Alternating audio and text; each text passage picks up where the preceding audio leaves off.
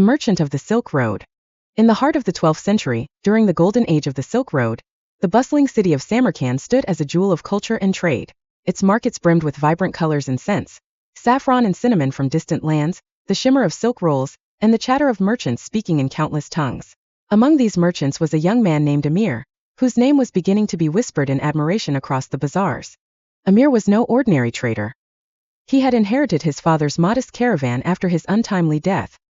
His father had been a cautious man, traveling only between nearby cities. But Amir was different.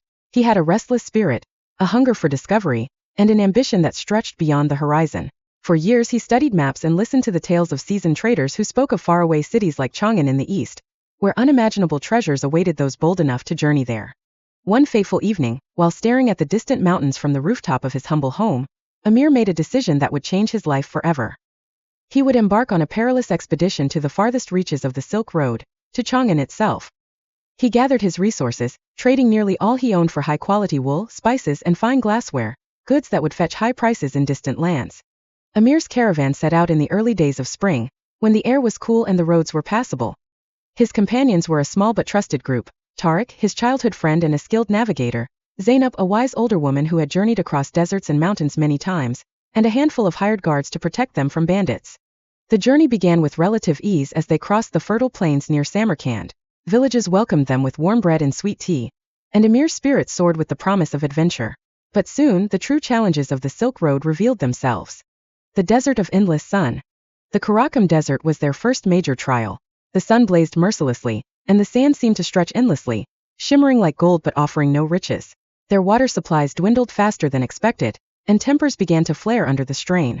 One day, as a fierce sandstorm approached, Zainab insisted they take shelter behind a rocky outcrop. Amir, eager to push forward, argued against it. "We cannot afford delays," he exclaimed. Zainab's piercing gaze silenced him. "A trader's greatest skill is not haste but patience, Amir. Learn that, or this journey will end here." Reluctantly, Amir agreed.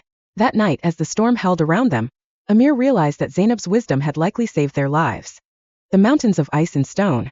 Beyond the desert lay the towering peaks of the Pamir Mountains, known as the roof of the world. Snow-covered paths and sheer cliffs tested their endurance. One treacherous night, Tariq slipped on icy ground, narrowly avoiding a fall into the abyss. The caravan halted for days to tend to his injuries. During their time in the mountains, they encountered a lone traveler, a monk from India who carried an ancient scroll. The monk spoke little, but his presence was calming. One evening, as they shared a modest meal by the fire, he turned to Amir and said, "You seek wealth, but remember, gold and silk are fleeting. True treasures are those that cannot be carried in your hands, but only in your heart." Amir thanked the monk but dismissed his words as the musings of a man unacquainted with the harsh realities of trade. Yet, the monk's serene expression lingered in Amir's thoughts as they descended into the fertile valleys beyond the mountains. Chang'an, the city of wonders. Months after leaving Samarkand, Amir's caravan finally reached Chang'an. The city was unlike anything he had ever seen.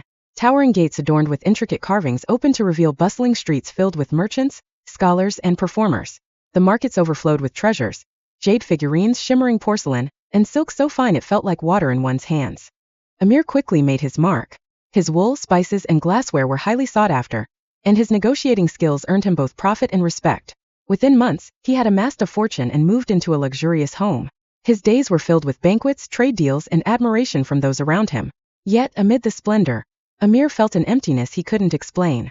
One afternoon, as he walked through the city, Amir noticed a group of ragged children begging near the market.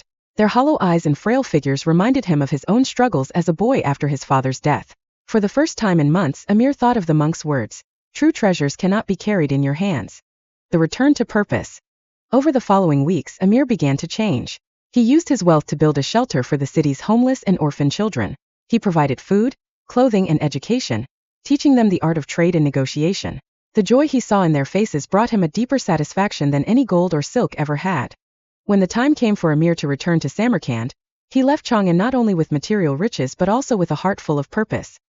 His caravan was heavier than when he had arrived, but his spirit was lighter. Back in Samarkand, Amir was no longer seen as just a wealthy merchant. He was remembered as a man who brought wisdom and compassion to his community, inspiring others to see beyond the pursuit of wealth. Legacy of the Silk Road. Amir's story spread across the Silk Road, carried by merchants, monks, and travelers. It became a tale told by campfires and in bustling marketplaces, a reminder that the greatest treasures are not gold, jade, or silk but the lives we touch and the kindness we share. And so, the Silk Road was not just a path for trade, but a bridge for understanding, generosity, and the enduring connections between people.